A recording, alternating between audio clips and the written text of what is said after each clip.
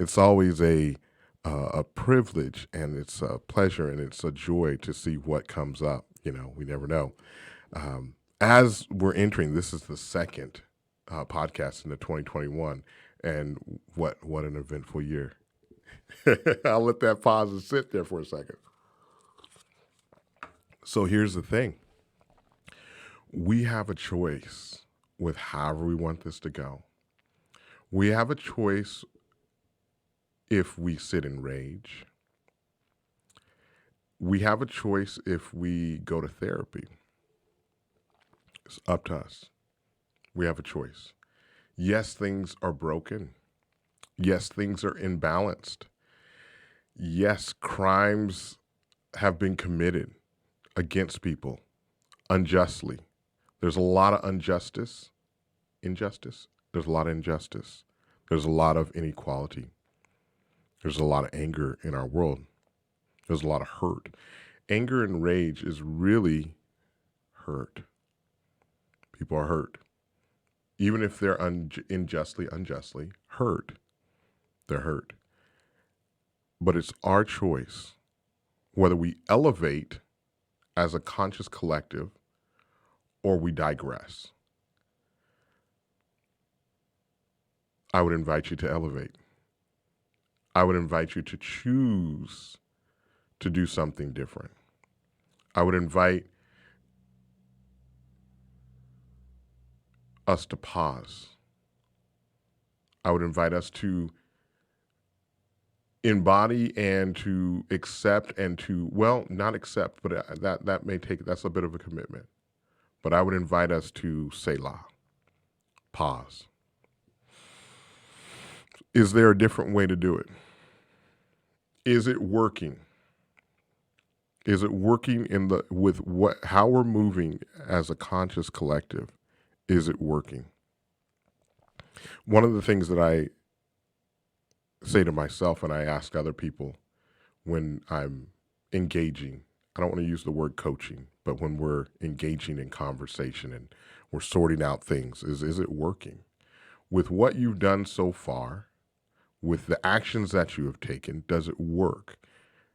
Maybe something worked for a day, but does it work for 20 and 30 years? Is it sustainable? And as we start looking at what is sustainable, and I'm trying to deconstruct this word sustainable because I can see there's some problematic ideas around it, because what can be sustainable for someone is not sustainable for someone else. And it seems to be that with our civilization, something has to die for something else to live. But let's explore the alternative. Let's explore a world that we can be sustained, and the people that don't, and the animals, every living creature, the trees, they don't have to die. Now, that's a huge, huge statement, because we've carried on for so many years with we go forward and live our full lives, and other things have to digress and have to die and have to sacrifice. Is that the way it has to be? I'm open to exploring that. I'm open to being critical to that. And one of the things that I talked about before in the last podcast, I think I've talked about it quite a bit, is just being in our bodies and what happens in our bodies. What's happening in our bodies for me, and this is the way I understand it, what's happening in my body is a reflection of what's happening in my world around me. It's all connected. So I want to invite people to get into their bodies. What's going on in your body? What's going on in your gut? What's going on with your sleep patterns? All of these in your mind, our wellness. Have we taken the time to deal with any trauma? I'm going through a season right now where I'm sorting through a lot of trauma from my childhood. And it's extremely painful, extremely hard. It's some of the hardest work that I've ever had to do, but it's worth it. how do we do a better job at honoring our masculinity as men? Talking to the straight men that consider themselves straight, because that's the group that has done the most violence in the world. That's the group that has started wars, that has destroyed civilizations. How do we heal that? How do we pause for a moment and do something that you've never done before?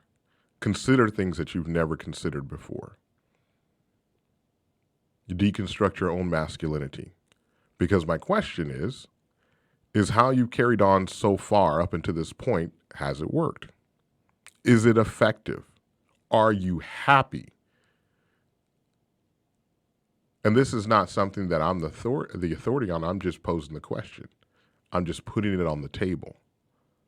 Are you happy? Do you have joy in your life?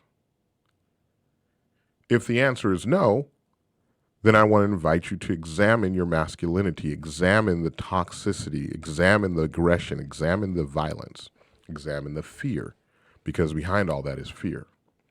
And we have never, as a collective, been taught how to deal with fear.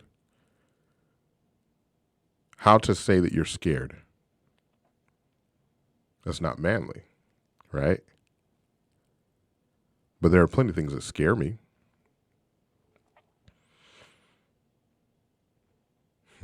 One of the things that scares me, and this is funny now that I think about it, and I'm going to say it, is going to prison, and probably not what you think. But I have sleep apnea, so if I go to prison, I'm going to snore, and all the other inmates are going to be pissed off. It's going to be a problem. You're very close together when you're in a jail cell. I don't want to go to jail. I can handle everything else. Funny, right? That scares me. For real scares me. Going to jail and being put in that situation, because I wouldn't be able to sleep. And then after 2 days of not sleeping, I'd be snoring so loud because I'd collapse. It'd just be all bad. You can see how bad that would be. That's something that scares me.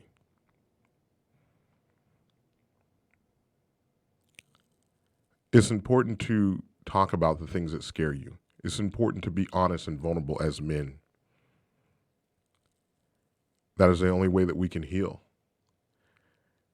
And the truth is no one's ever taken the time or given space for that to happen. But for men that are adults, it is our choice to heal those wounds and those traumas, to get inside of and acknowledge our divine masculinity and do the work. And men is funny because I remember hearing when I was younger that men mature slower than women. Without going deep into the whole gender discussion, I feel like that's a totally different discussion. But men do mature slower than women. It used to hurt my feelings. It used to get all up in arms, and I was always trying to be mature to prove that that's not true. But it is true. Men mature slower than women, and that's okay. So now when you get, many times men don't have the capacity to do this work until they're in their late 30s to 40s. This is the time to do that work. Some men are ahead of the game for whatever reason. But it's worth doing the work. It's worth healing the traumas so that you stop the toxic behavior that you've been taught is okay. Many times men don't feel valued, and we have two modes that we move in, 2 or 3. Sarcasm, which blends in with humor, and anger, aggression. So we're really sarcastic with all of our guy friends.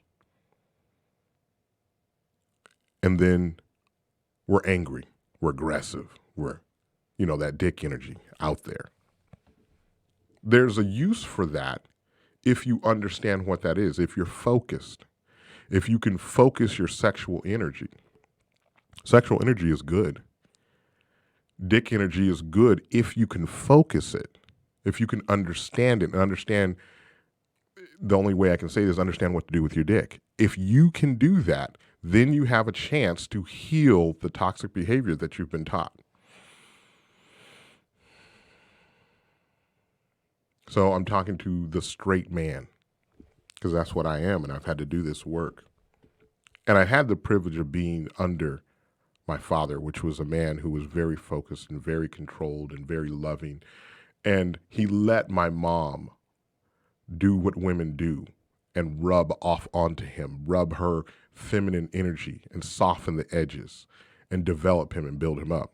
That was the dynamic. So we have to be open. Now, that's not something that we do naturally because we're men. But that's a very, being in that mindset of we're men and we do this is a narrow mindset. And there's so much more to you. There's so much more to your dynamics as a man. There's so much more to your existence. People haven't allowed it. No one's given space for you, but there is more. And the more that you're scared of is your femininity. Each of us hold the capacity to hold a full feminine side as a man, and you can be both. And you're not less for being both. So that you'll have to explore your understanding of femininity and the power and the respect for femininity. That's something that we haven't been taught as a culture, as a collective, across racial barriers. In each race, we have not been taught that. We have not been taught how to respect femininity because we have not been taught how to respect our own masculinity. So if we can't respect ourselves, and we think we're respecting ourselves, we think by not letting someone punk us or make us feel less than, or make us feel, you know what it is. That's that schoolyard bully, all that stuff, that real primitive way of thinking. We think that if we protect that we are respecting ourselves. That's not self-respect. That's just fear. The person doing the aggression, the perpetration, the violation, they're scared and you're scared. It's just fear. It's fear with ignorance. And that is volatile. That's where people get hurt. That's where men turn into animals. We are animals of a sort, but we've evolved to a higher level of intelligence, and we're being asked right now in this world. We're being asked between 2020 and 2021, the question is coming even closer to our face. Will we deal with our primitive behavior and our primitive energy? Will we find a better way? Because we're being faced with things that we don't know how to use our words. We don't know how to use our stillness. We don't know how to use our power. We don't know how to use any of those things to create a safe environment for ourselves and others. The world has asked us this question, and we're frustrated. I have a black agenda that I carry with me all the time. But this is a man problem. And men are in positions of power, whether you know it or not. But the thing you're missing is the femininity.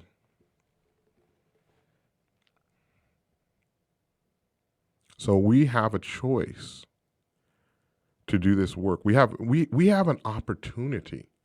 We had a major opportunity in 2020 to do some very powerful work because we were forced to sit down. Now we have a little bit more mobility, and we have another opportunity, another year for men to look at their masculinity and investigate it and do different behaviors. We have an opportunity to not move in fear, but to move in love and to move in peace and confidence and security in ourselves. You have to trust yourself. And I would go so far to say you need to practice these behaviors. We got to get real critical of ourselves and how we move, how we use our power. With the power that we have comes responsibility, because everything that we do, there's a reaction. To every action, there's a reaction, right? Like science, just basic. So however you move in the world, what you do, there's going to be a reaction to that. There's going to be something left behind based on what you've done.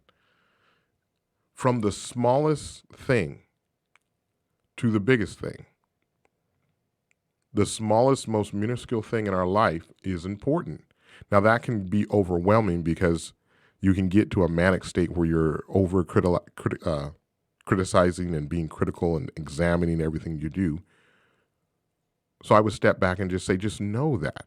You don't have to overthink things, but just know that everything is important and that you're moving with a certain amount of power.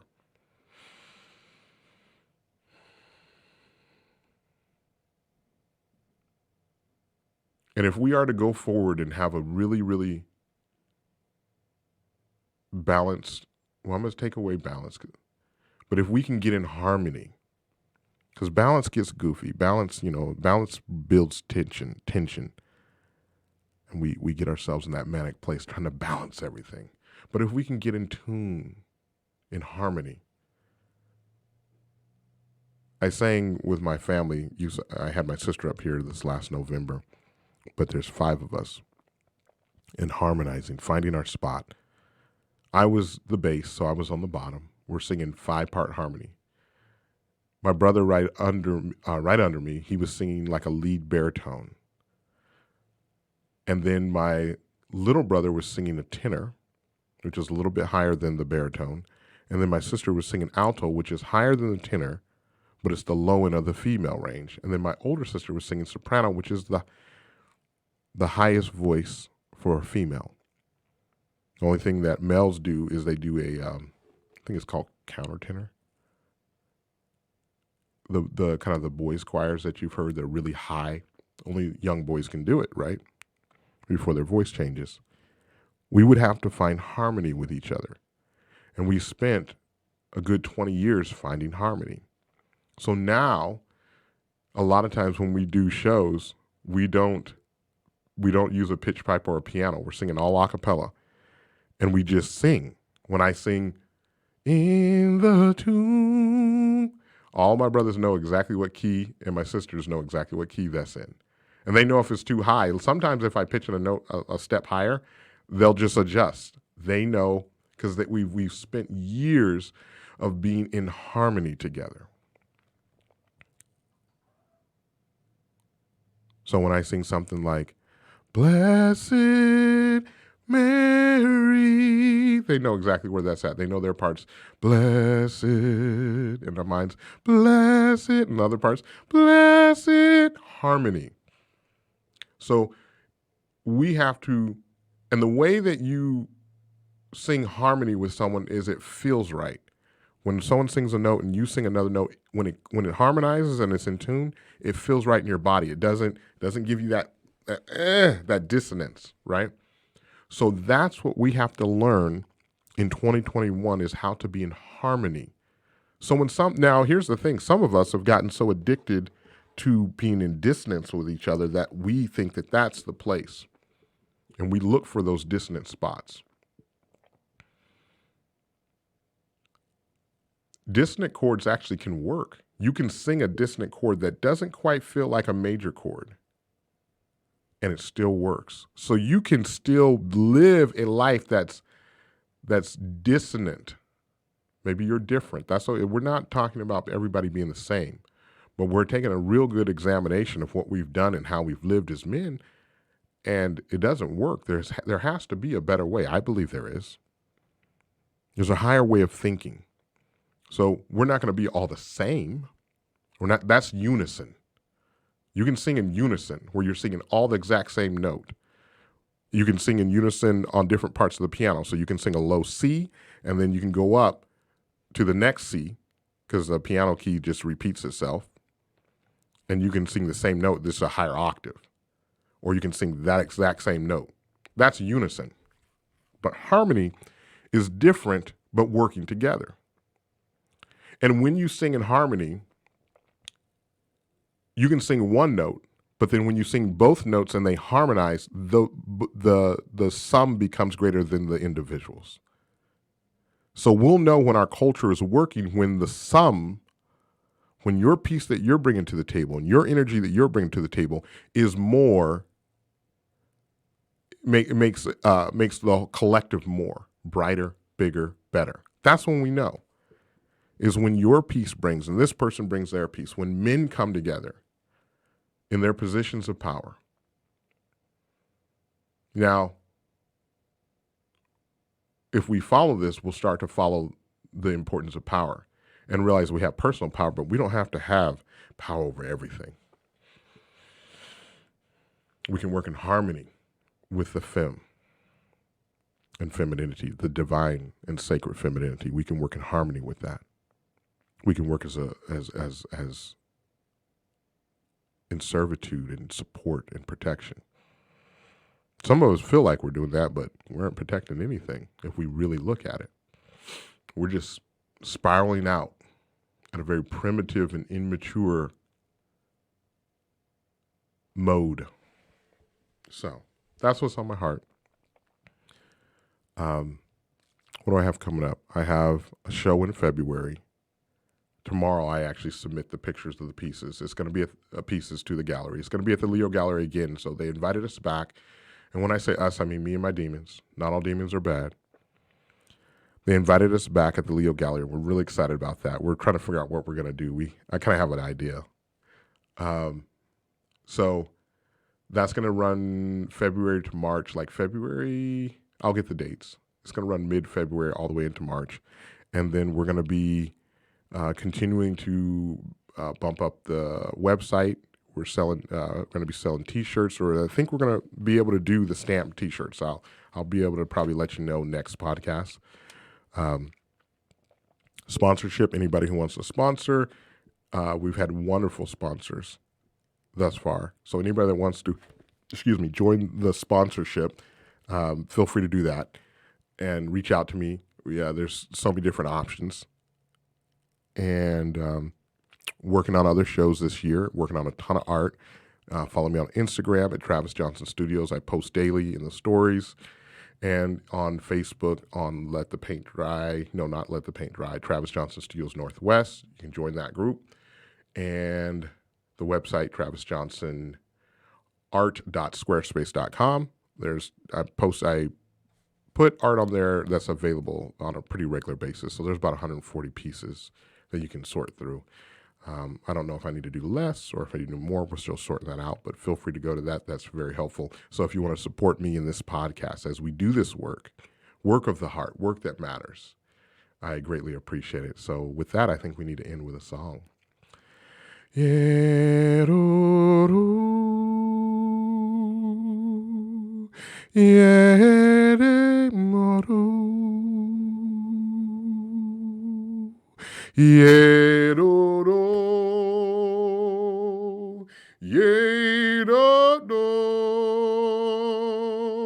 ye-do-do, ye-do-do.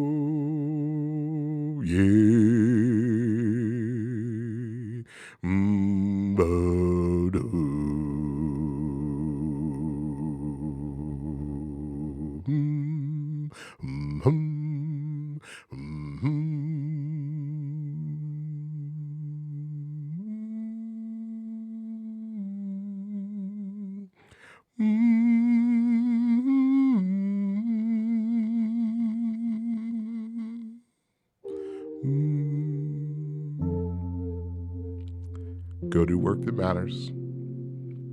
Let the paint dry. Follow your heart.